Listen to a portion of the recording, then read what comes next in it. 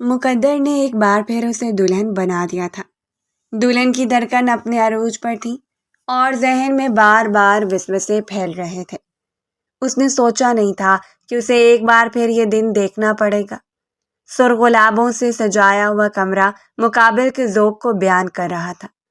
ساری بےتابیوں کا اظہار ہو رہا تھا اور وہ اچھے سے جان سکتی تھی کہ ذیان ملک نے اسے کتنی مشکلوں کے بعد حاصل کیا ہے، اور اب جس طرح وہ شادی کے ہر فنکشن میں بے پناہ خوشی کا اظہار کر رہا تھا، اس وقت بھی وہ اسی بات سے خوفزدہ تھی کہ نہ جانے کمرے میں آنے کے بعد کس طرح کا اظہار کریں۔ یقیناً وہ اپنی تڑپ کو اس کے وجود سے سکون دے گا۔ مسلسل نظروں کو جھکا کر وہ اپنے ہاتھوں پر لکھے ہوئے ذیان کے نام کو دیکھ رہی تھی۔ دل میں ایک شور برپا تھا، لیکن وہ احساسات پیدا نہیں ہو پا رہے تھے جو وہ کرنا چاہتی تھی، یا پھر وجہ یہ تھی کہ وہ احساسات خوف اور خدشوں کا شکار ہو چکے تھے۔ اس کا پہلا تجربہ اتنا برا رہا کہ اب اسے ان باتوں سے بھی خوف آتا تھا۔ محبت، تڑپ، جنون، یہ باتیں اسے خوفزدہ کر دیتی تھیں۔ کمرے کا دروازہ کھلا اور اس نے بے اختیار ہی اپنی سانس کو روک لیا۔ قدموں کی آواز سے اسے اندازہ ہو گیا کہ آنے والا ذیان نہیں ہے، تو اس نے سر اٹھا کر گھونگھٹ سے جھانکا تھا۔ جب سامنے کھڑی فردوس بیگم کو دیکھ کر اسے حیرت ہوئی۔ اس نے ہاتھ اٹھا کر گھونگھٹ پلٹ دیا۔ اس وقت وہ بالکل بھی یہ تصور نہیں کر سکتی تھی کہ ذیان کی جگہ اس کی ماں یہاں موجود ہوگی۔ السلام علیکم آنٹی، آئیے پلیز۔ اس نے نرمی سے اس کا استقبال کیا، لیکن فردوس بیگم کے چہرے کے تاثرات یوں تھے کہ وہ کھڑے کھڑے ہی اسے نگل جائیں گے۔ بکواس بند کرو اپنی، خبردار جو مجھ سے کوئی بھی رشتہ قائم کرنے کی کوشش کی تو۔ اپنے نرم لہجے اور میٹھی زبان سے تم میرے بیٹے کے دل میں تو جگہ بنا سکتی ہو، لیکن میرے دل میں کبھی نہیں۔ یاد رکھنا۔ وہ جو پہلے ہی بے پناہ مایوسی کا شکار تھی، اس نے مزید مایوس ہوتے ہوئے اپنی پلکوں کو جھکا لیا۔ دل میں پھیلے ہوئے خدشوں میں اضافہ ہوا تھا اور آنکھوں کی نمی پلکوں سے جھانکنے لگی۔ میں پوچھ سکتی ہوں کہ ایسا کیا کر دیا تم نے میرے بیٹے پر جو ایک طلاق یافتہ کے لیے اس قدر دیوانہ ہوا پڑا ہے؟ تمہاری ادائیں اور کتنے لوگوں کو برباد کریں گی؟ اس نے لبوں پر قفل لگا لیا تھا، ایک گہرا قفل۔ فردوس بیگم کی باتیں اس کے سینے کو چھلنی کر رہی تھیں، اس کی روح کو بری طرح جھنجھوڑ رہی تھیں، لیکن فردوس بیگم اس خوبصورت اور پرمسرت موقع پر بھی اپنے لفظوں کی زہر انڈیلنے سے باز نہیں آ رہی تھی۔ انجوائے کرو اپنا یہ وقت، لیکن یاد رکھنا کہ یہ خوشیاں تمہاری زندگی میں بہت قلیل مدت کے لیے ہیں۔ میں تمہیں آسمان کی وسعتوں سے زمین کی گہرائیوں میں دھکیلوں گی کہ تم یاد رکھو گی کسی بھی ماں کے اکلوتے بیٹے پر ڈورے ڈالنے کا انجام کیا ہوتا ہے۔ فردوس بیگم تو کہتے ہوئے پلٹ گئی تھی، لیکن ان کے لہجے کی دھار اور گونج جیسے کمرے کی ہر چیز کو سہم جانے پر مجبور کر گئی۔ وہ معصوم سی لڑکی دھڑکتے ہوئے دل کو تھام کر نہ جانے کتنی دیر دروازے کو ٹکٹکی باندھ کر دیکھتی رہی۔ اس شادی میں اس کی رضامندی شامل نہیں تھی، لیکن پھر بھی اس نے مقدر کے ہاتھوں مجبور ہو کر اقرار کر لیا اور اپنی قسمت کو ایک موقع دیا تھا، لیکن اس کا گھر بسنے سے پہلے ہی گھر برباد ہونے کی دھمکیاں اس کی دہلیز پر کھڑی تھیں۔ ابھی وہ انہی سوچوں میں گم تھی کہ ذیان ملک اپنی شاندار پرسنالٹی کے ساتھ اندر داخل ہوا۔ اس نے پلکیں جھپکا کر نمی کو حلق میں اتار لیا۔ وہ نہیں چاہتی تھی کہ افسردہ چہرے سے آنے والے شخص کا استقبال کرے، جس کی آنکھوں کی چمک بتا رہی تھی کہ وہ اسے اپنے کمرے میں دیکھ کر کس قدر رشک زدہ ہے۔ یقیناً وہ اسے وہاں دیکھ کر اپنی قسمت پر ناز کر رہا ہوگا، اور ایسا ہی تھا۔ ذیان ملک قدم بڑھاتا ہوا اس کے سامنے بیٹھ گیا اور بےتابی سے اس کا گھونگھٹ پلٹ دیا۔ وہ چاند سا چہرہ اپنی پوری آب و تاب کے ساتھ جگمگاتے ہوئے اس کے سامنے تھا۔ وہ بس دیکھنے پر مجبور۔ محبت کرنے سے پہلے میں صرف سوچا کرتا تھا کہ وہ لوگ کتنے خوش نصیب ہوں گے جنہیں ان کی محبتیں مل جایا کرتی ہوں گی۔ وہ کہتے ہوئے نرمی سے اس کے چہرے کو اپنے قریب کر گیا، جبکہ اینی نے اپنی سانسوں کو بھی گلے میں روک لیا۔ وہ شخص کی آنکھوں میں تڑپ دیکھ رہی تھی، جنون دیکھ رہی تھی اور اس کے حسین اقرار کو سن رہی تھی۔ کچھ دیر پہلے کے خدشے خود بخود دل میں ہی سونے لگے۔ تو میرے لیے یقیناً خدا کی نعمت ہو، تمہارا حسین چہرہ دیکھ کر مجھے سکون ملتا ہے اینی، اور وعدہ کرو کہ تم میری زندگی میں ہمیشہ میری بن کر رہو گی۔ وہ نہ جانے کتنی بےتابیاں ظاہر کر رہا تھا۔ اس کی گود میں سر رکھ کر اس نے سکون سے آنکھیں موند لی، جیسے اس کی ساری تڑپ کو ایک قرار مل چکا ہو، جیسے ایک عرصے بعد صحرا میں بھٹکتے ہوئے شخص کو اپنی منزل مل چکی ہو۔ میرے بالوں میں انگلیاں چلاؤ تاکہ مجھے سکون نصیب ہو اور میں تمہارے احساس کو محسوس کروں۔ وہ اپنے کانپتے ہوئے ہاتھ سے اس کے سر میں انگلیاں چلانے لگی۔ دل تھا کہ زور و شور سے دھڑک رہا تھا۔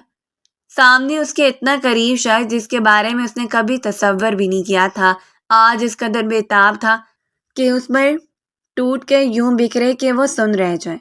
وہ نہ جانے کتنی دیر اس کے سر میں انگلیاں چلاتی رہی اور وہ اپنی محبت کا اظہار کرتا رہا۔ اس نے وقت کو روک دیا تھا۔ ذیان کا ٹھہر جانے والے لہجے کی نرمی، ان سب چیزوں سے وہ متعارف ہوتے ہوئے خود کو خوش قسمت ترین عورت تصور کر رہی تھی۔ پھر ذیان نے نرمی سے اس کے گالوں پر ہاتھ رکھا اور پھر گردن کی پچھلی جانب سے نرمی سے اسے اپنے چہرے پر جھکا کر وہ اس کے لبوں کو جھکتا چلا گیا، اتنی بےتابی کے ساتھ کہ جتنی شدتیں اس کے دل میں انگڑائیاں لے رہی تھیں، جبکہ دوسری طرف عینی کے چہرے کی رنگت پل بھر میں سرخ ہو چکی تھی۔ دل میں اس قدر شور برپا تھا کہ اس شخص کے کانوں تک اس کی دھڑکنوں کا شور جا رہا تھا۔ اتنی بے چین کیوں ہو رہی ہو نور جان؟ یہ میں ہوں، تمہارا محرم۔ اس کا نام نور العین تھا، باقی سب لوگ اسے عینی کہہ کر ہی مخاطب کرتے تھے، لیکن اس شخص کا دیا ہوا نام اس کی دھڑکنوں پر ثبت ہو گیا۔ نور جان، اس نے کس قدر محبت سے پکارا تھا اور سننے والے نے کس قدر مسرور ہو کر سنا تھا۔ اس کا پہلا تجربہ جتنا بھی ناکام رہا، لیکن یہ شخص کچھ اور تھا۔ اس کے وجود کو نرمی سے جیولری سے آزاد کروانے کے بعد اس نے بالوں کو آزاد کرنا شروع کیا۔ وہ ریشمی بال آبشار کی مانند گرتے چلے گئے اور وہ اس کی ناخن سی زلفوں کو اپنے چہرے پر گرا کر محسوس کرنے لگا۔ کبھی کبھی میں تمہیں دیکھ کر سوچتا تھا کہ شامیر کس قدر خوش قسمت ہے کہ اسے تم دستیاب ہو، اور نور العین نے اس کے لبوں پر اپنا ہاتھ رکھ دیا۔ آج اسی وقت قسم کھائیں کہ آج کے بعد اس شخص کا ذکر ہمارے درمیان نہیں ہوگا۔ وہ بےتاب نظر آ رہی تھی، اس کی آنکھوں میں نمی چھلکنے لگی تو ذیان کو اپنی غلطی کا اندازہ ہوا۔ میں تمہیں ہرٹ نہیں کرنا چاہتا تھا نور، میں بس… اس نے بے اختیار ہی اس کی نم پلکوں کا اپنے لب رکھتے ہوئے اسے اپنے سینے میں بھینچ لیا۔ اپنے نام کی انگوٹھی کو اس کی انگلی کی زینت بناتے ہوئے اس نے اس ہتھیلی پر لب رکھے اور پھر بازوؤں پر اس کے لب سرکتے چلے گئے، جبکہ وہ جو دھڑکتے ہوئے دل کے ساتھ خدشوں کا شکار تھی، اس خوبصورت احساس پر سرشار ہو گئی۔ وعدہ کریں کہ مجھ سے تعمر ایسی محبت کریں گے۔ وہ اس وقت اپنے وجود کو اس کے وجود میں سمیٹ رہا تھا جب نور نے ہلکی سی سرگوشی کی۔ وہ اس کی گردن سے اس کے کان کی لو تک آیا اور پھر اس کی کان کی لو کو لبوں میں دبا کر سرگوشی کر ڈالی۔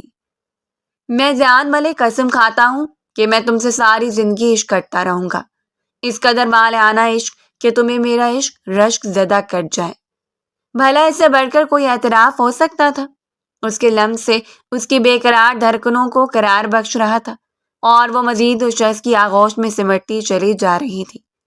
رات قطرہ قطرہ بھیگ رہی تھی اور یہ ان کی زندگی کی خوبصورت شروعات تھی جس کے بعد نور العین مکمل ہو جاتی، لیکن اس نے یہ نہیں سوچا تھا کہ زندگی کی خوبصورت شروعات اور حسین پل جب نظر بد کا شکار ہوتی ہے تو پل بھر میں ساری خوشیوں کو نکل جاتی ہے، اور اس کے ساتھ بھی کچھ ایسا ہونے والا تھا جو ایک بار پھر اسے جینے کی امنگ چھین لیتا، لیکن اس وقت وہ سرشار تھی۔ چمکتے ہوئے چاند نے شرما کر بادلوں کی اوٹ میں منہ چھپا لیا۔ دو دل مل رہے تھے اور ان دو دلوں کی دھڑکنوں میں ایک دوسرے کا نام دھڑک رہا تھا پوری بےتابی کے ساتھ۔ آج سے 2 سال پہلے وہ اس کی دسترس سے اتنی دور تھی کہ اسے پانے کا تصور بھی نہیں کر سکتا تھا، اور آج وہ ذیان ملک کی دسترس میں تھی۔ یہ بھی مقدر کا کھیل تھا۔ 2 سال پہلے وہ اس کی خالہ زاد شامیر حسن کی بیوی تھی۔ جب اس نے پہلی مرتبہ اسے دیکھا تھا تو اس کے حسن سے بے پناہ مروب ہوا، لیکن رشتہ کچھ ایسا تھا کہ وہ اس پر کبھی بری نظر ڈالنے کا تصور بھی نہیں کر سکتا تھا۔ لیکن شامیر کا رویہ، اس کا انداز، اس کا ہر وقت نور العین کو دھتکارے رکھنا اسے گہرے دکھ میں مبتلا کر دیتا۔ وہ حسین و جمیل معصوم لڑکی صرف محبت کے قابل تھی۔ اس نے کتنی بار شامیر کو سمجھانا چاہا، کیونکہ شامیر اور اس کے درمیان گہری دوستی تھی اور وہ اچھی طرح جانتا تھا کہ شامیر اپنی یونی فیلو انوش کے عشق میں مبتلا ہے اور اسی سے شادی کرنا چاہتا تھا، لیکن خالہ جان نے زبردستی دکھاتے ہوئے نور العین کو اس کی زندگی میں شامل کر دیا اور اس نے سارے بدلے نور العین سے لینے شروع کر دیے۔ شادی کے بعد بھی وہ انوش نامی لڑکی سے تعلقات بنائے رکھتا، اس کے وجود سے انوش کبھی دور ہی نہیں ہوئی تھی۔ شامیر شکل و صورت کے لحاظ سے نہایت خوبصورت تھا اور پڑھا لکھا، معاشی حالات بھی بہت اسٹرانگ تھے، اس لیے کوئی بھی لڑکی اس پر اعتماد کر سکتی تھی، اور زیان کو یقین تھا کہ انوش صرف اسی وجہ سے ابھی تک اس کے ساتھ تعلقات میں ہے، ورنہ کوئی بھی شریف لڑکی محبت اس کے نام پر کسی دوسری لڑکی کو زندگی برباد نہیں کرتی۔ اس روز نور العین اس سے پہلی بار مخاطب ہوئی تھی جب وہ شامیر سے ملنے کے لیے گیا۔ ان کی شادی کو تقریباً 6 ماہ گزر چکے تھے اور وہ لاؤنج میں ہی شامیر کا انتظار کر رہا تھا۔ گھر میں اس روز خالہ بھی نہیں تھی اور ان کی بیٹی زویا بھی۔ ملازمہ نے اسے آ کر بتایا کہ نور العین ان سے بات کرنا چاہتی ہیں، اس لیے وہ لاؤنج میں کچھ دیر انتظار کریں۔ وہ وہیں بیٹھ گیا۔ یہ پہلی بار تھا جب نور العین اسے خود بات کرنا چاہتی تھی اور وہ اس بارے میں لاعلم تھا کہ وہ کیا کہے گی۔ جب کچھ ہی دیر کے بعد سیڑھیوں سے اترتی نور العین دکھائی دی اور اس کی نظر بے اختیاری اس کے وجود پر ٹھہر گئی۔ نیوی بلو کلر کے نفیس لباس میں اس کا نفیس وجود اتنا سحر انگیز تھا کہ اس کی دھڑکنوں کو روک گیا اور اگلے ہی پل اس نے نظروں کو جھکا لیا۔ وہ شامیر کی بیوی تھی اور اس لحاظ سے اس کی بھابھی اور اس کے وجود پر غلط نظر ڈالنا پسندیدگی کے قوانین کے خلاف تھا۔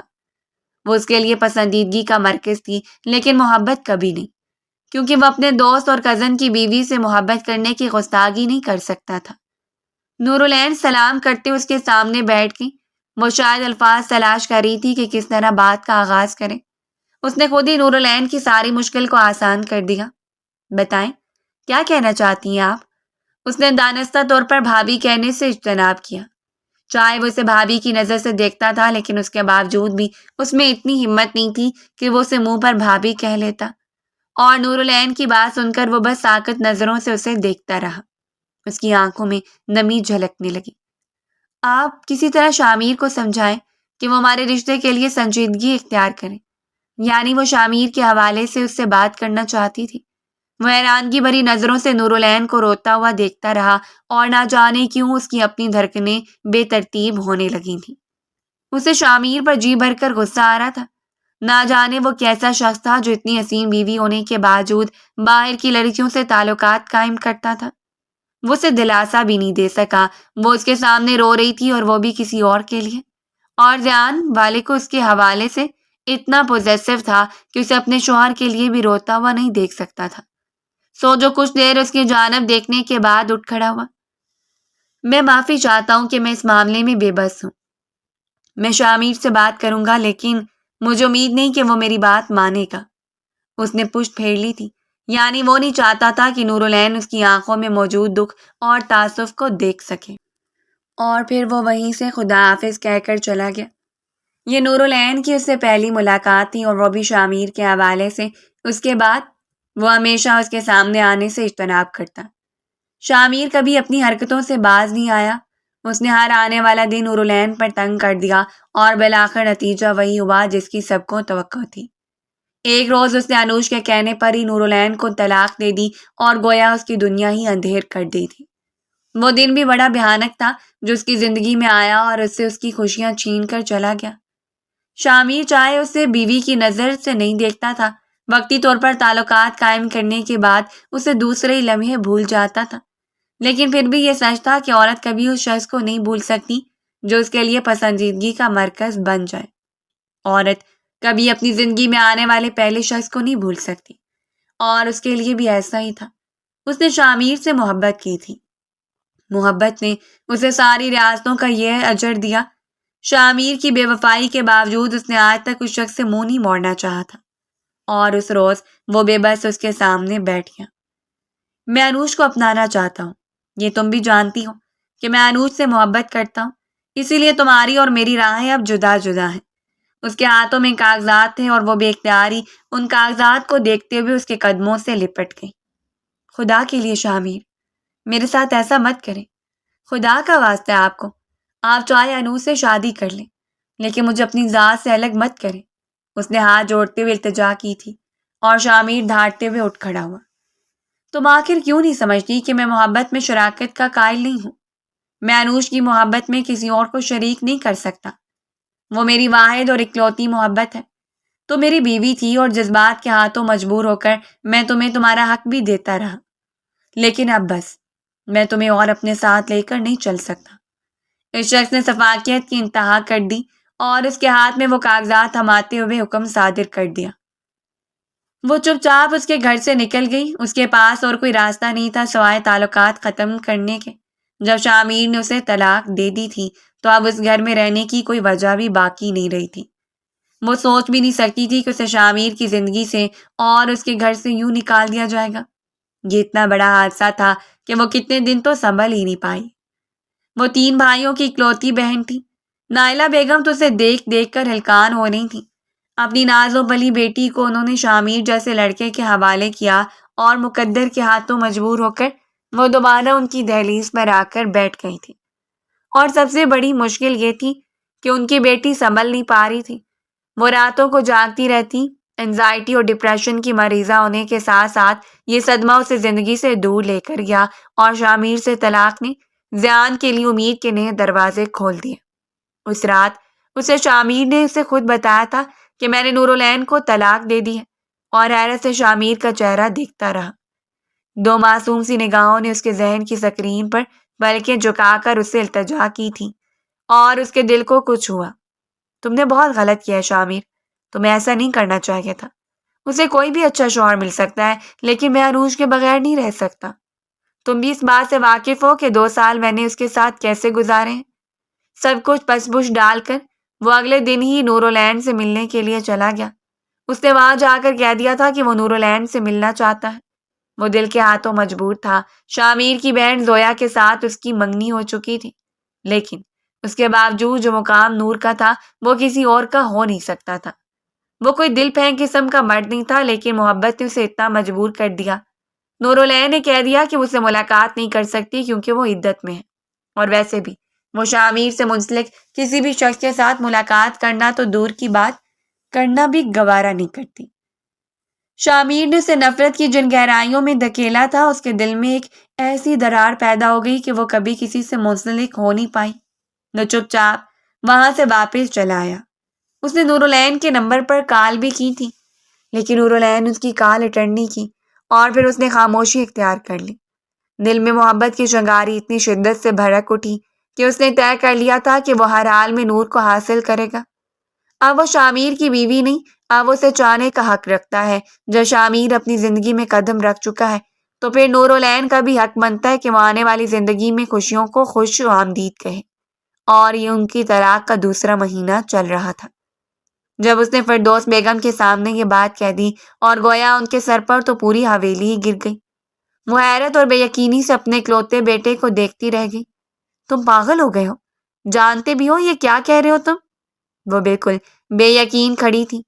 زویا کے ساتھ ان کی بیٹی کی منگنی ہو چکی تھی، اور زویا ان کی بہن کی بیٹی اور انہیں بے حد عزیز تھی۔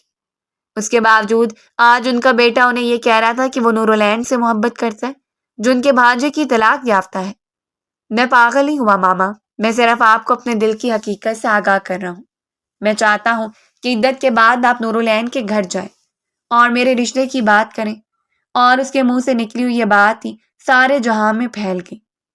سارے رشتہ داروں نے طرح طرح کی باتیں کی تھیں اور بلا کر شامیر نے بھی سن لیا۔ شامیر خود اس سے ملاقات کرنا چاہتا تھا۔ اس روز وہ شامیر کے سامنے سر اٹھا کر بیٹھا تھا۔ اس نے محبت کی تھی، کوئی گناہ نہیں جو وہ کسی کے بھی سامنے سر جھکا کر بیٹھتا۔ یہ جو کچھ میں سن رہا ہوں کیا حقیقت ہے؟ شامیر اس کے چہرے کا جائزہ لیتا رہا۔ تم اس لڑکی سے شادی کرنا چاہتے ہو جسے میں نے ابھی طلاق دی ہے؟ نہ جانے کیوں رشتہ ختم ہونے کے باوجود شامیر کو اچھا نہیں لگ رہا تھا۔ ہاں، کیونکہ میں نورالعین سے محبت کرتا ہوں، یہ جانتے ہوئے بھی کہ تم میری بہن کے منگیتر ہو۔ شامیر کو غصہ آ گیا۔ یعنی تم یہ چاہتے ہو کہ ایک بار پھر نور اور شامیر کی کہانی کو دہرایا جائے؟ میں زویا سے شادی کر بھی لوں تم لوگوں کے دباؤ میں آ کر، لیکن میں اسے کبھی وہ محبت نہیں دے سکتا۔ چاہے وہ شامیر کا بہترین دوست تھا، لیکن پھر بھی شامیر کے لیے اپنی بہن بہت اہمیت رکھتی تھی۔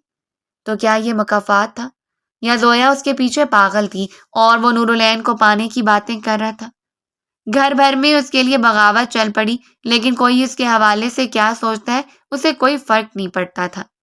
انہی دنوں شامیر نے بھی انوش کے ساتھ نکاح کر لیا اور وعدے کے مطابق وہ بیرون ملک جانے کی تیاریوں میں تھا، کیونکہ اس نے انوش سے وعدہ کیا تھا کہ وہ اپنی زندگی کا آغاز وہیں سے کریں گے۔ جبکہ دوسری جانب زیان اپنی ضد پر قائم تھا، اور فردوس بیگم تو اسے سمجھا سمجھا کر تھک چکی تھی، حتیٰ کہ ایک روز وہ نور العین کے دروازے تک چلی گئی اور اسے اچھی خاصی سنا کر واپس آئی تھی۔ جب زیان کو اس بارے میں علم ہوا تو وہ بے یقین سے اپنی ماں کو دیکھتا رہ گیا۔ آپ نے اگر آج کے بعد ایسی حرکت کی یا میری زندگی سے نور العین کو نکالنا چاہا تو یاد رکھیے گا، میں ہمیشہ کے لیے بیرون ملک چلا جاؤں گا اور پھر لوٹ کر کبھی واپس نہیں آؤں گا۔ وہ ان کا اکلوتا بیٹا تھا، ان کا سہارا، وہ اسے کیسے خود سے بدگمان کر سکتی تھی؟ سو چپ چاپ اس کی بات سنتی رہی۔ انہیں یقین ہو گیا تھا کہ گھی سیدھی انگلی سے نکلنے والا نہیں ہے، لہٰذا انہیں انگلی ٹیڑھی کرنی پڑے گی۔ دوسری جانب نور العین کی عدت بھی ختم ہو رہی تھی۔ جب اسے اس بات کا علم ہوا کہ زیان اس سے نہ صرف شادی کرنا چاہتا ہے بلکہ اسے پسند بھی کرتا ہے تو وہ بے یقین سی ہو گئی۔ زیان کی بغاوت کی مہم کامیاب ہو گئی۔ نور العین نے لاکھ انکار کیے لیکن وہ اپنی ضد پر قائم رہا اور بالآخر اس کے باپ تک چلا آیا۔ اس نے سب کے سامنے کہہ دیا تھا کہ وہ نور العین کو اپنانا چاہتا ہے، اس سے بے پناہ محبت کرتا ہے، اور گھر والوں کے فیصلے کے آگے ایک بار پھر نور العین کو سب کچھ قسمت کے ہاتھوں سونپنا پڑا۔ اس نے سارے خدشات کو پس پش ڈالتے ہوئے زیان ملک کے حق میں فیصلہ دے دیا اور آج وہ اس کی دسترس میں تھی۔ اسے اندازہ ہی نہیں تھا کہ وہ اسے اس قدر محبت کرتا ہے، اسے پانے کے لیے اتنا بےتاب ہے۔ صبح ملازمہ کے دروازہ کھٹکھٹانے پر اس کی آنکھ کھلی۔ وہ جلدی سے اٹھ بیٹھی۔ شرمندگی نے اسے گھیر لیا تھا، شاید انہیں جاگنے میں دیر ہو گئی۔ زیان اس کے پہلو میں ہی لیٹا تھا۔ اسے اپنے بازوؤں کے حصار سے نکلتے ہوئے دیکھ کر اس نے بےتاب ہو کر آنکھیں کھولی۔ کہاں جا رہی ہو؟ ہمیں اٹھنے میں دیر ہو گئی ہے، آنٹی ناشتے کے لیے انتظار کر رہی ہوں گی، پلیز جلدی اٹھیں۔ زیان نے اسے کھینچتے ہوئے اپنے سینے پر گرا لیا۔ آج کے بعد یاد رکھنا، ہر دن کا آغاز ایسے نہیں کرنا، بلکہ سب سے پہلے میرے دن کی شروعات تمہیں سراہنے سے ہوگی۔ وہ نرمی سے اس کے لبوں کی جانب دیکھ رہا تھا۔ چل اب جلدی سے ان حسین لبوں کو میرے لبوں کے قریب لے کر آؤ تاکہ میں اپنے دن کی شروعات کر سکوں۔ اور نور العین کا چہرہ پل بھر میں سرخ ہو گیا۔ یہ آپ کیا کہہ رہے ہیں زیان؟ میں ایسا نہیں کر سکتی۔ وہ شرم و حیا سے پلکیں جھکا کر رہ گئی، جبکہ زیان کو اس لمحے وہ بے حد پیاری لگی تھی۔ کیوں نہیں کر سکتی؟ شوہر ہوں میں تمہارا، اور شوہر کی صبح کو خوبصورت بنانا بیوی کا حق ہوتا ہے۔ جلدی کرو ورنہ تم جانتی ہو میں تمہیں یہاں سے اٹھنے نہیں دوں گا۔ وہ اسے بے بس کر رہا تھا اور وہ بے بس ہو رہی تھی۔ اس کی ضد کے آگے ہار مانتے ہوئے نرمی سے اس پر جھکی اور اس کے لبوں کو چھو لیا، اور زیان تو سرشار سا ہو گیا۔ اس سے پہلے کہ وہ اسے اپنے حصار میں لے لیتا، جب وہ جلدی سے فرار ہوتے ہوئے واش روم میں چلی گئی اور وہ مسکراتے ہوئے اس کی پشت کو دیکھتا رہا۔ میں تمہارے معاملے میں بہت خودغرض ثابت ہو جاؤں گا، میں تمہیں کبھی کسی کی ہوا تک نہیں لگنے دوں گا۔ اس کی پشت کو دیکھ کر سوچتے ہوئے وہ بھی اٹھ کھڑا ہوا۔ اس صبح کا آغاز بہت حسین تھا۔ فردوس بیگم نے انہیں ناشتے کے لیے جوائن نہیں کیا تھا، بلکہ ایک کڑی نظر نور العین پر ڈال کر اپنے کمرے میں چلی گئی، جبکہ عینی شرمندہ سے وہیں کھڑی رہی۔ زیان نے اسے اپنا سہارا دیا تھا، اس کا ہاتھ تھام کر اس کے ساتھ لے کر ناشتے کی ٹیبل پر آیا اور اسے احساس دلایا تھا کہ چاہے کوئی اور اس کا ساتھ دے یا نہ دے، وہ ہمیشہ اس کے ساتھ ہے، اور پھر اس نے ثابت بھی کیا۔ وہ ہر قدم پر اس کے ساتھ کھڑا رہا۔ ہر رات وہ اس کی بے پناہ محبتوں میں بھیگتی چلی جاتی اور ہر صبح کا آغاز اس کے بازوؤں کے حصار سے ہوتا۔ آج تک ایسا کوئی دن نہیں تھا جس دن کی شروعات اس کے لبوں کو چھوئے بغیر ہوئی ہو۔ اس نے کبھی بھی نہیں سوچا تھا کہ وہ کسی شخص کی اکلوتی محبتوں کی وارث ہوگی۔ زیان کی بے پناہ محبت نے اسے دن بدن حسین کر دیا۔ شامیر کی فیملی اکثر فردوس بیگم کے پاس آتی تھی، لیکن وہ کبھی کمرے سے باہر ہی نہیں گئی۔ وہ نہیں چاہتی تھی کہ ان لوگوں کا سامنا کرے، جبکہ دوسری جانب زویا نے آج بھی زیان کے لیے اتنی بےتاب رہتی۔ اسے جب بھی موقع ملتا وہ زیان سے بات چیت کی کوشش کرتی، لیکن زیان اسے ہمیشہ اوائڈ کرتا تھا۔ وہ نہیں چاہتا تھا کہ اس کی شادی شدہ زندگی میں شکوک و شبہات جنم لیں۔ اس روز بھی سویا خالہ جان سے ملنے کے لیے آئی تھی۔ بظاہر تو وہ خالہ جان سے ملنے کے لیے آئی تھی، لیکن اس وقت گھر میں آئی جس وقت زیان کی آمد کا وقت تھا۔ نورالعین ملازمت سے کھانا بنوا رہی تھی۔ وہ کچھ دیر فردوس بیگم کے پاس بیٹھی رہی اور انہیں اپنی بے نام سی محبتوں کا یقین دلاتی رہی، اور فردوس بیگم تو اسے دیکھتی دوبارہ افسردہ ہو جاتی تھی۔ انہیں کتنی خواہش تھی کہ زویا ان کی بہو بنے۔ کچھ دیر کے بعد جب اسے یقین ہو گیا کہ زیان کے آنے کا وقت ہے، اس وقت وہ کمرے سے باہر نکلی اور کچن کی جانب بڑھی، جہاں سے نورالعین اسے نکلتی ہوئی دکھائی دی۔ وہ اس کے بالکل سامنے آ کر کھڑی ہو گئی۔ تنقیدی نظروں سے وہ نورالعین کا جائزہ لے رہی تھی، جو رفس حلیے میں بھی کافی خوبصورت لگ رہی تھی۔ زیان کی محبت پا کر کافی نکھر گئی ہیں۔ ویسے آپ کے تو سارے خواب پورے ہو گئے، پہلے شامیر بھائی اور اب زیان، کیا کسی تیسرے کا بھی ارادہ ہے؟ غصے کی ایک شدید لہر نے نورالعین کو اپنی لپیٹ میں لے لیا۔ اپنی زبان سنبھال کر بات کیا کرو زویا، میں تم سے بڑی ہوں۔ وہ یہ کہتی ہوئے اس کے قریب سے گزرنے لگی تھی جب زویا نے اس کا بازو تھام لیا۔ پہلے میں آپ کو کافی مظلوم سمجھتی تھی، لیکن میں یہ نہیں جانتی تھی کہ شامیر بھائی کی زندگی میں ہوتے ہوئے بھی زیان کے ساتھ تعلقات ہیں آپ کے، تبھی تو زیان آپ کا اس قدر دیوانہ ہوگا۔ میں تمہارے منہ نہیں لگنا چاہتی، اپنی بکواس بند کرو، اور اگر آج کے بعد ایسی بات کرنا ہو تو مجھ سے دور ہی رہنا۔ وہ اسے چھوڑتے ہوئے سیڑھیوں کی جانب بڑھی جب اسے داخلی دروازے سے زیان اندر آتا ہوا دکھائی دیا۔ اس کی جانب دیکھتے ہوئے اس نے زویا کو دیکھ کر مسکراہٹ سے سلام کیا تھا، اور زویا اتراتے ہوئے اس کے قریب آ گئی۔ نورالعین وہیں کھڑی اس کی حرکتیں دیکھ رہی تھی۔ اس نے زیان کی جانب جھک کر اس کے گلے سے لگنا چاہا، جبکہ زیان اس کے لیے تیار نہیں تھا۔ وہ اس کے ساتھ چپکتے ہوئے یوں بات کر رہی تھی جیسے ان دونوں کے درمیان گہری بات چیت ہو رہی ہو، اور زیان نورالعین کے سرخ چہرے کو بخوبی نوٹ کر رہا تھا۔ اب وہ اتنا جلدی زویا سے جان نہیں چھڑوا سکتا تھا، لہٰذا کچھ دیر اسے زویا کے پاس رکنا پڑا، لیکن تب تک نورالعین اپنے کمرے میں جا چکی تھی۔ طنزیہ نظروں سے اس کی پشت کو دیکھتے ہوئے زویا مسکراتی ہوئی باہر چلی گئی، جبکہ زیان جس وقت کمرے میں داخل ہوا نورالعین کا موڈ کافی خراب تھا۔ I'm sorry، مجھے اندازہ نہیں تھا کہ زویا یوں چپکنے کی کوشش کرے گی۔ اس نے نورالعین کے چہرے کو دیکھتے ہوئے مسکرا کر وضاحت دی۔ اگر میں یوں کسی کے ساتھ چپک رہی ہوتی تو اس کے ہاتھ سے کوٹ لیتے ہوئے نورالعین نے اس کا چہرہ دیکھا تھا، جو پل بھر میں سرخ ہوا، اور اگلے ہی پل اس نے سختی سے اس کے بازوؤں سے جھنجھوڑ کر اسے دیوار سے لگا دیا۔ سوچنا بھی مت کہ تم کبھی کسی سے بات بھی کر پاؤ گی۔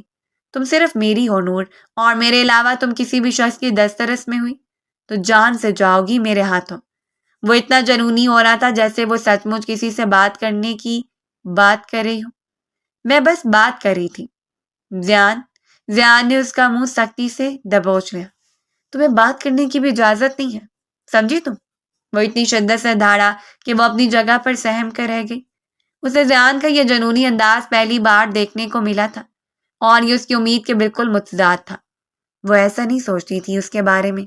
وہ سمجھتی تھی کہ وہ اس پر اعتماد کرتا ہے، اسے اپنا سمجھتا ہے، لیکن آج اس کی بات ہی سن کر، اس کا رویہ دیکھ کر وہ بے وجہ ہی شرمندہ ہو گئی۔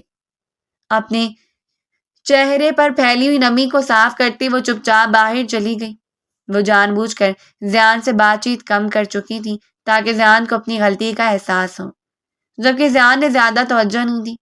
بار بار اس کے ذہن میں وہی بات کھول رہی تھی، وہ کیسے کسی اور کے متعلق سوچ سکتی تھی؟ وہ صرف زیان ملک کی ہے اور اسی کی رہے گی۔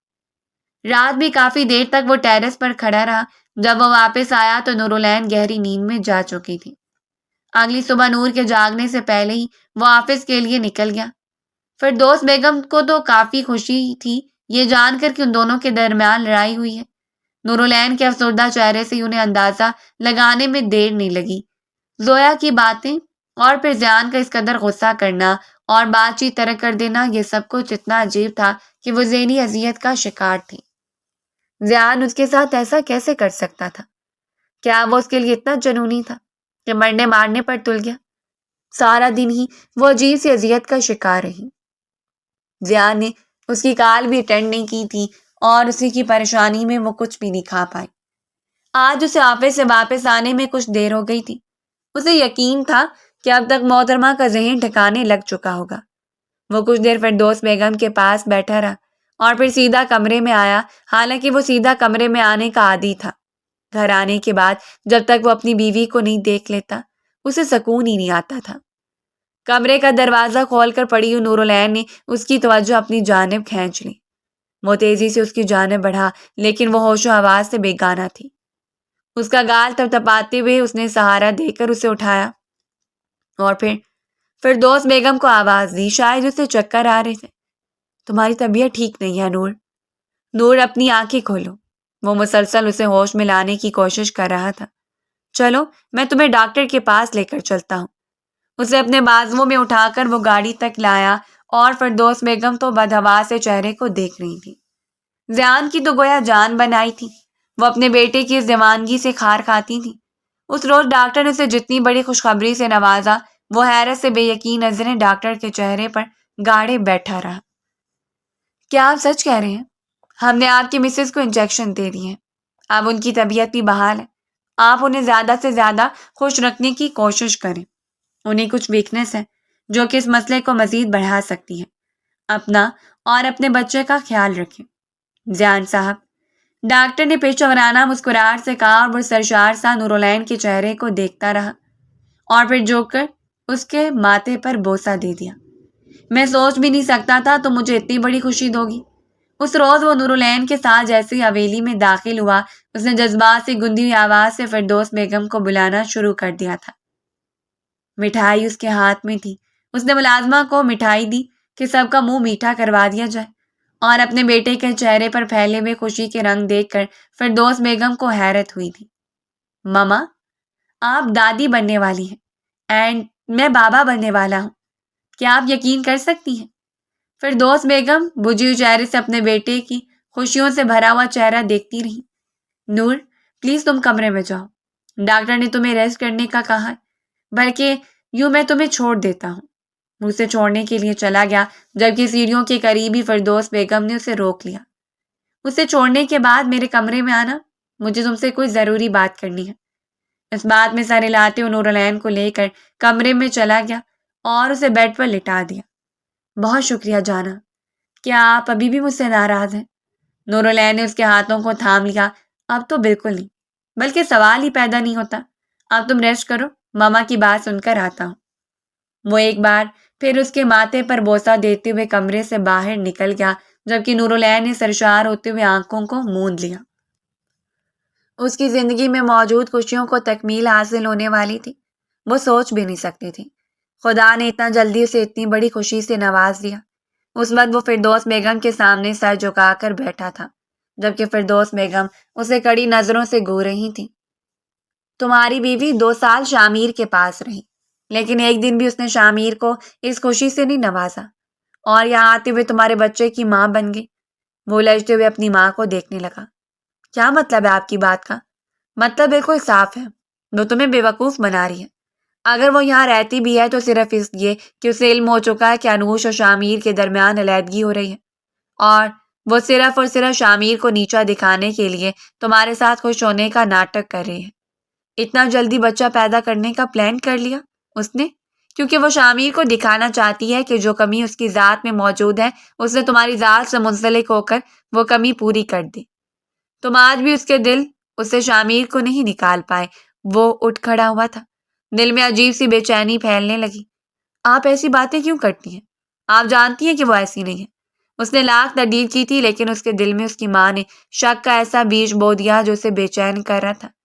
اس روز وہ فردوس بیگم کے پاس سے اٹھ کر اپنے کمرے میں چلا آیا، لیکن پہلے سے زیادہ خاموش تھا، اور بالآخر اس نے پوچھ ہی لیا، شامیر کے پاس رہتے ہوئے تم دونوں کو کبھی اولاد کی خوشی نہیں ملی، اور اب اتنا جلدی؟ اس نے بات کو دانستہ طور پر ادھورا چھوڑ دیا تھا۔ کچھ لوگوں کے لیے سب کچھ نہیں ہوتا، کچھ لوگوں کی زندگی میں خدا کوئی نہ کوئی کمی رکھتا ہے تاکہ وہ خود کو خدا نہ سمجھنے لگ جائیں، اس نے نرم لہجے میں کہہ دیا، اور وہ اس کی آنکھوں میں دیکھتا رہا۔ کیا تم جانتی ہو کہ شامیر اور انوش کی علیحدگی ہو چکی ہے؟ اور اس نے چپ چاپ سر جھکا لیا۔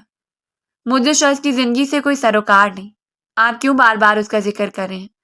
اس رات اس نے خاموشی اختیار کر لی تھی، لیکن وہ دیر تک سوچتا رہا اور اس بات پر غور کرتا رہا۔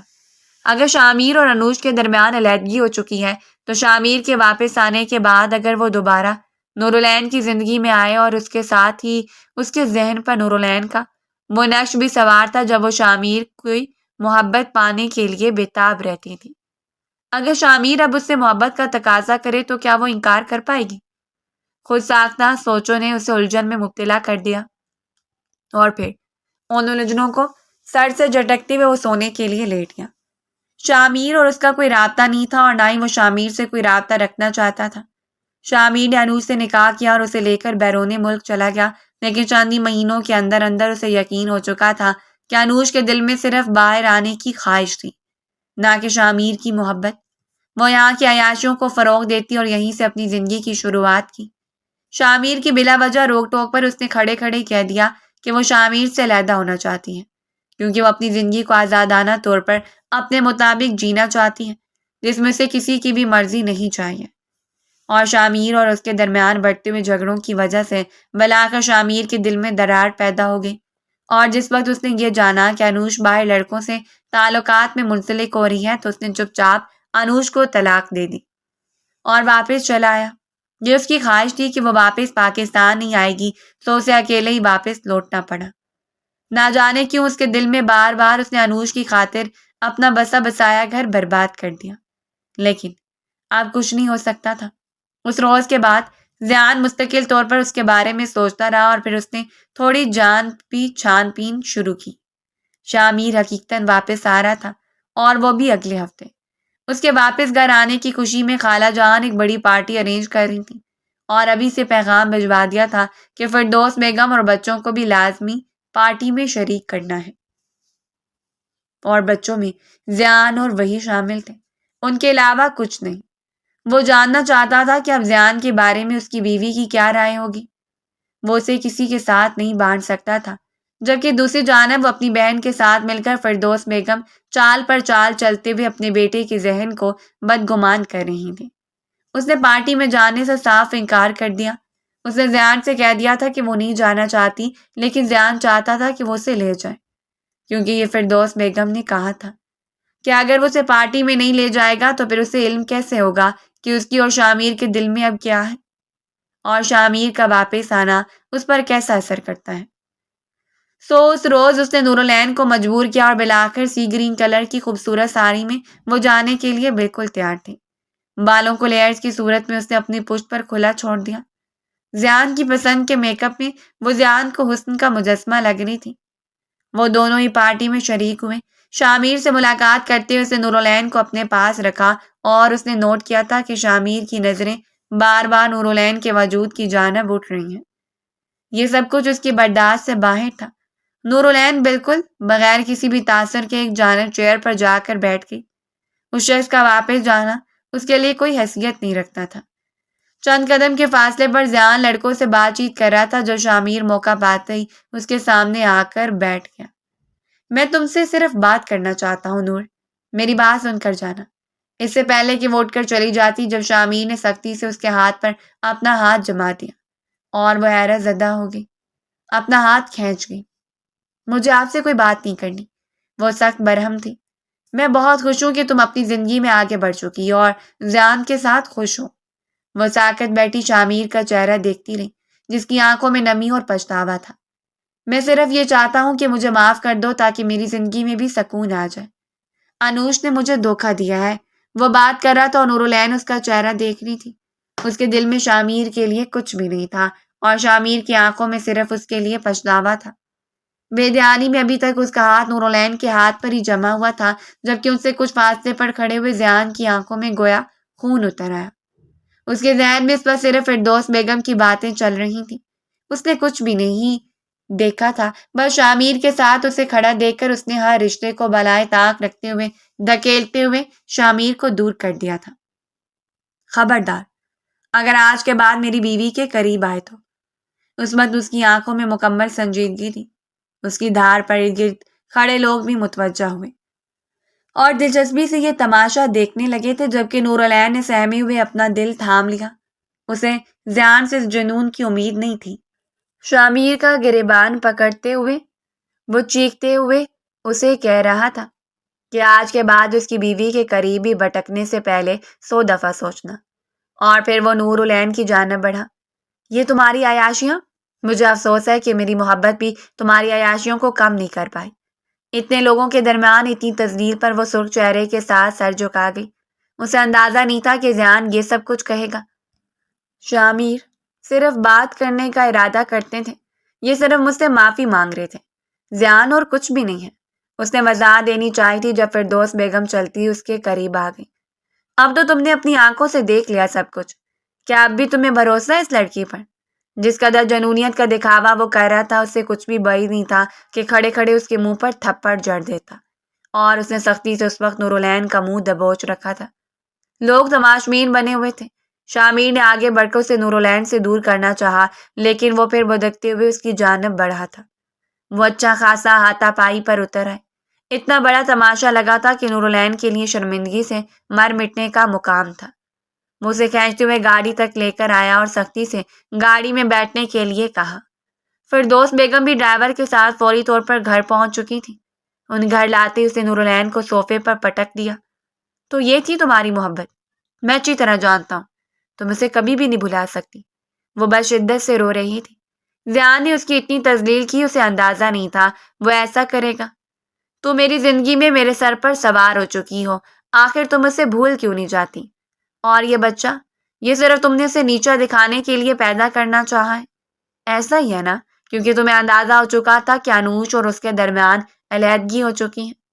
ماما ٹھیک کہتی ہیں، تمہارا کردار کبھی نہیں سدھر سکتا، حالانکہ اس نے تمہیں تھوک کی طرح خود سے دور پھینک دیا، لیکن پھر بھی تم اپنی جگہ پر قائم ہو۔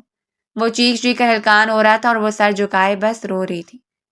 خوابوں کا محل بڑی شدت سے زمین بوس ہوا تھا۔ ذیان نے اسے اتنا کچھ کہہ دیا کہ وہ اس کے سر پر مسلط ہے ایک بوجھ کی صورت میں، اور پھر گاڑی لے کر نکل گیا۔ صبح دیر سے اس کی واپسی ہوئی تھی، اس وقت بھی نور العین جاگ رہی تھی۔ درد کی وجہ سے اس کا سر پھٹنے لگا تھا۔ اس نے ذیان کو بیٹھ کر بات سمجھانا چاہی۔ وہ تو یہ سمجھ رہی تھی کہ غصے کے بعد وہ اپنے قابو میں آ جائے گا، لیکن وہ اپنی چیزیں سمیٹتے ہوئے بیگ میں ڈال رہا تھا۔ وہ نہیں جانتی تھی کہ وہ کہاں جانے۔ مجھے کم سے کم بتا تو دیں کہ کہاں جا رہے ہیں، میں آپ کے بغیر مر جاؤں گی۔ وہ رو رو کر ہلکان تھی اور ذیان نے اسے سختی سے جھنجھوڑتے ہوئے بیڈ پر پٹک دیا۔ مر جاؤ میری بلا سے، جب تم اتنی محبت کے بعد تم میری نہیں بن پائی۔ باہر نکل کر اس نے فردوس بیگم کو بتا دیا کہ وہ 2 دنوں کے لیے بیرون ملک میٹنگ کے سلسلے میں جا رہا ہے۔ اب یہ اسے چھٹکارے کا کوئی راستہ تھا یا جو بھی، لیکن اس کے چلے جانے کے بعد فردوس بیگم نور العین کے سر پر کھڑی ہو گئی۔ وہ اس وقت رو رو کر ہلکان تھی۔ کافی ڈھیٹ ہڈی ہو ویسے، اس وقت تک تو تمہیں چلا جانا چاہیے تھا، حالانکہ میرا بیٹا مجھے صاف لفظوں میں کہہ کر گیا ہے کہ وہ تم سے جان چھڑوانا چاہتا ہے۔ نکل جاؤ اس کے گھر سے اس غلیظ اولاد کو لے کر۔ انہوں نے اس کے پیٹ کی طرف اشارہ کرتے ہوئے اس کا منہ دبوچ کر جھٹک دیا اور وہ تڑپتے ہوئے انہیں دیکھنے لگی۔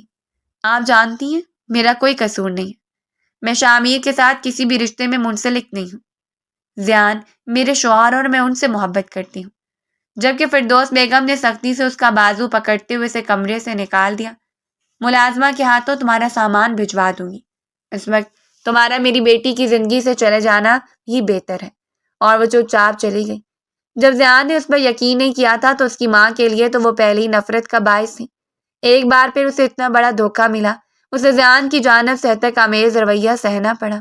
وہ اپنی تذلیل تو برداشت کر سکتی تھی، لیکن یہ کبھی برداشت نہیں کر سکتی تھی کہ وہ اس کی اولاد کو اپنے لیے بدنامی کا داغ قرار دے۔ اس روز فردوس بیگم نے اسے گھر سے نکال دیا اور وہ چپ چاپ ایک بار پھر باپ کی دہلیز پر آ گئی۔ فردوس بیگم نے فوری طور پر کال کر کے بیٹے کو بتایا تھا کہ وہ نہ صرف یہاں سے چلی گئی ہے بلکہ دھمکی دے کر گئی ہے کہ وہ اس بچے کو گرا دے گی۔ سوچو، اگر یہ بچہ تمہارا ہوتا تو تمہاری محبت کی نشانی تھا، وہ اسے کبھی گرانے کا ذکر نہ کرتی۔ وہ بس آگ بگولا ہو کر فردوس بیگم کی باتیں سنتا رہا۔ اسے یقین نہیں تھا کہ نور العین اس کی اتنی محبتوں کا یہ صلہ دے گی۔ تم نے میرے ساتھ اچھا نہیں کیا نور، میری محبت کے بعد اب تو میری ضد کو بھگتو گی۔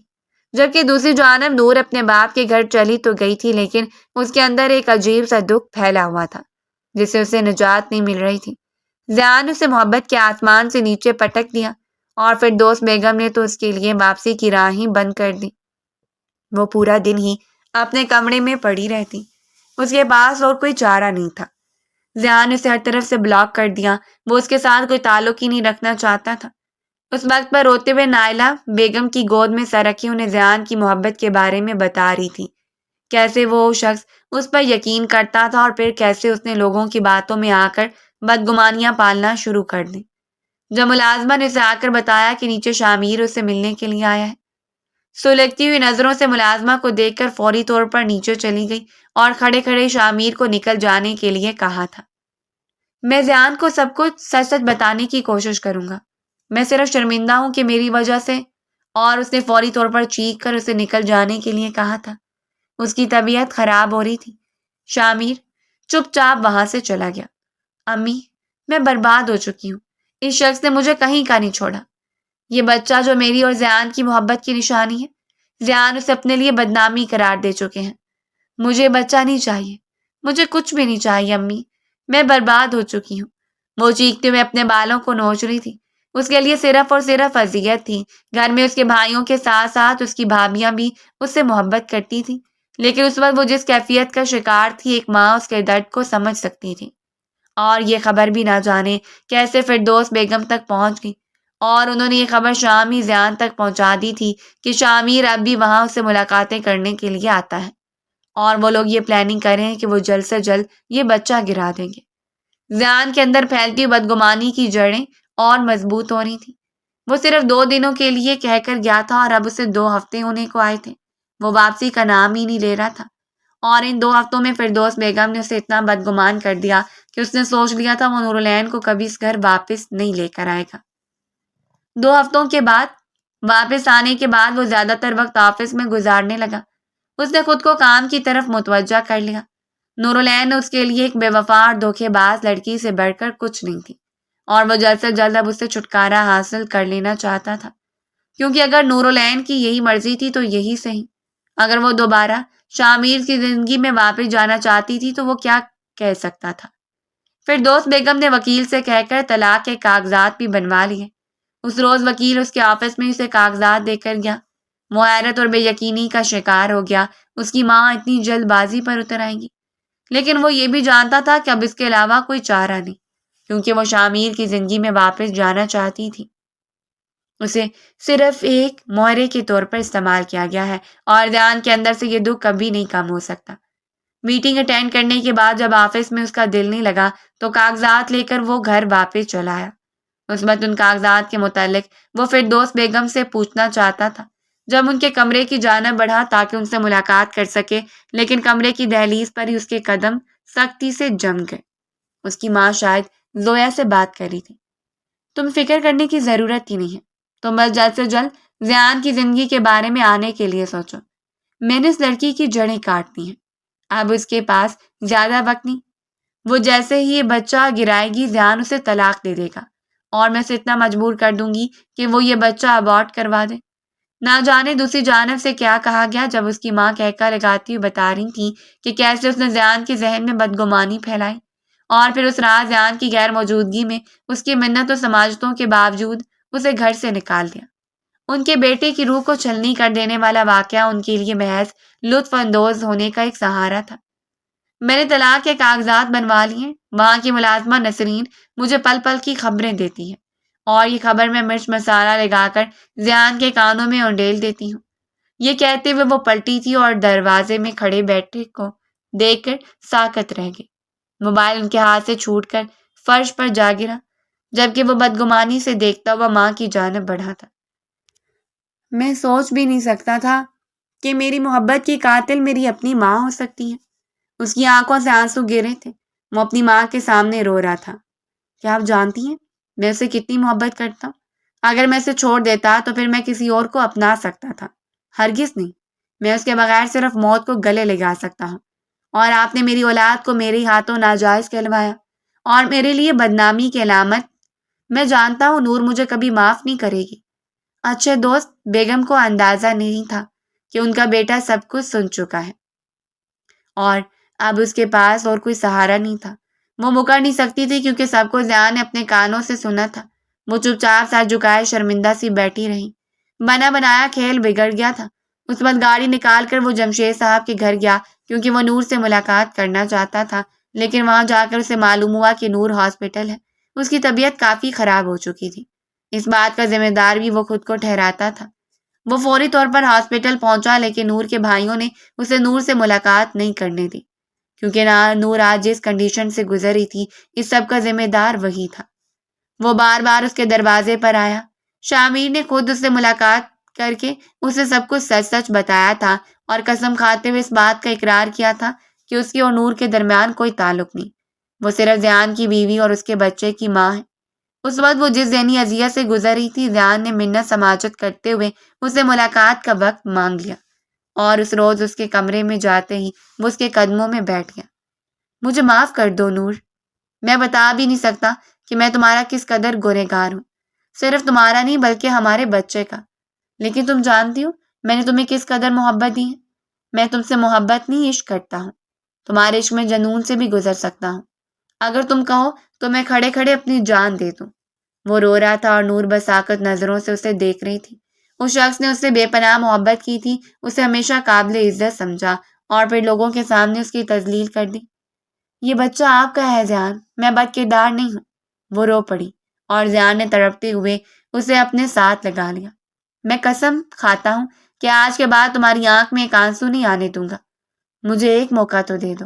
اس روز نور نے اسے ایک اور موقع دینے کا سوچ لیا، لیکن اس نے یہ شرط رکھی تھی کہ وہ دوبارہ اس حویلی میں نہیں جائے گی، اور زیان نے اس کی وہ شرط بھی مان لی۔ اس نے علیحدہ گھر خرید لیا۔ سب کچھ سیٹل کرنے کے بعد وہ نور کو وہاں سے لے کر گیا۔ فردوس بیگم نے بھی معافی طلب کی تھی، لیکن کچھ گنہگار قابل معافی نہیں ہوتے۔ ایک بار پھر زیان نے نور کے ساتھ محبت بھری زندگی کا آغاز کیا تھا۔ خدا نے اسے بیٹی کی رحمت سے نوازا اور اس کی زندگی مکمل ہو گئی۔ اب اسے یقین تھا کہ نور ہی اس کے لیے قابل عزت اور قابل محبت ہے۔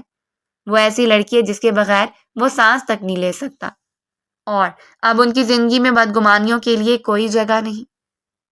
نور اس کی بے شمار محبتوں کو پا کر خود کو خوش نصیب تصور کرتی تھی۔ وہ نہ صرف بہت اچھا شوہر ثابت ہوا بلکہ ایک اچھا باپ بھی۔ غلطیاں انسانوں سے ہو جاتی ہیں۔ رشتوں میں ہونے والی معمولی سی غلطی کتنی بڑی بدگمانیوں کو جنم دیتی ہے، ہم اس بات کا اندازہ بھی نہیں لگا سکتے۔ لیکن اگر کبھی آپ سے منسلک شخص سے کوئی غلطی ہو جائے تو اسے ایک موقع ضرور دیں، کیونکہ محبتیں کھو دینے کے بعد صرف پچھتاوا باقی رہ جاتا ہے۔ اگر آپ کو ہماری آج کی سٹوری پسند آئی تو کمنٹ باکس میں لازمی اپنی رائے کا اظہار کریں، اور مزید ایسی سٹوریز کے لیے ہمارے چینل کو سبسکرائب کرنا مت بھولیں۔ شکریہ۔